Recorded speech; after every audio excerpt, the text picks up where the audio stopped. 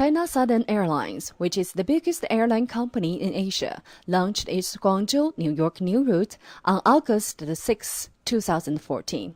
This flight is non-stop and is scheduled to fly 4 times weekly. China Southern's flight from Guangzhou to New York arrived at the JFK International Airport at 6:15 a.m. Chairman of China Southern, Mr. Shi Xianmin, along with the top executives, arrived with the inaugural flight.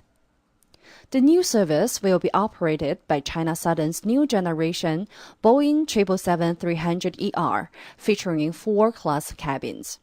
All cabins have individual TV screens with audio-video on demand. From 6 to 8 p.m., the inaugural Guangzhou to New York flight gala dinner was held at the Plaza Hotel.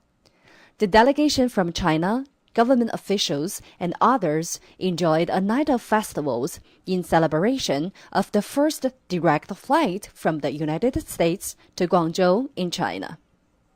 ICN New York, Jia Liu, Pan Qing reported.